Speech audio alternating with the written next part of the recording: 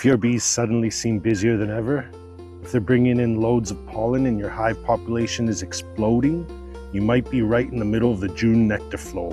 And while this one is the most exciting time of the year for beekeepers, it's also when things can go wrong very quickly. Here's what I'm watching out for in my hives right now. June is often peak nectar flow in many areas. Flowers are blooming, the days are long, the weather is warm, and our bees are taking full advantage of every hour of daylight. But a strong nectar flow doesn't mean we can relax. In fact, this is when our bees need us to pay attention the most. One of the biggest mistakes beginners make is underestimating how quickly bees can fill a hive. During a strong nectar flow, bees can bring in surprising amounts of nectar every day. If they run out of room, they may decide to swarm instead of storing honey. That's why I'm checking to make sure they have enough space before they need it.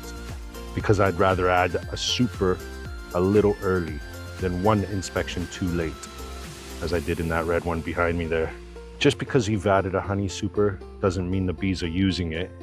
I'm looking for bees moving up, drawing comb, depositing nectar, and eventually capping honey. And if they aren't moving upstairs, I want to understand why. Sometimes they simply need more population.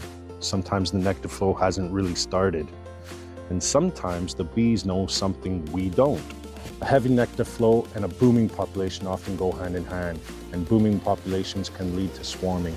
So every inspection I'm checking for queen cups and swarm cells, because even a strong hive producing honey can still decide to leave. One of my favorite things to do is simply sit and watch the hive entrance. As you all know, I've been mentioning this quite a bit in my videos. Are bees returning with pollen? Are they flying with purpose? Is traffic increasing every week?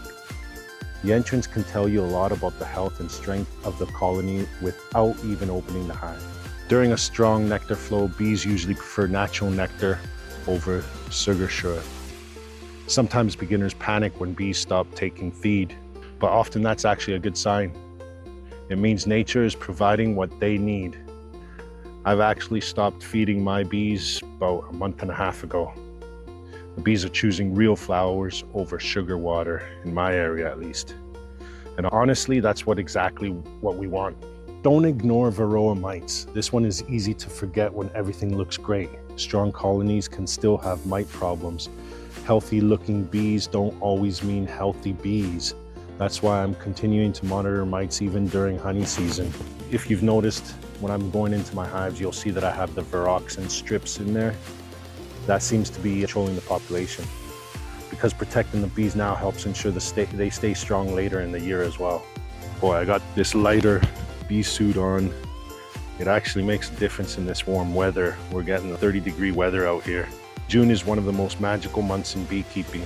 The sound of thousands of bees working together, watching them return home loaded with pollen, seeing fresh white wax being built, and knowing that everything happening inside the hive is the result of millions of years of perfection.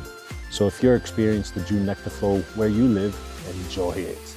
But don't stop paying attention, because this month can make the difference between a thriving, honey-producing colony and a missed opportunity.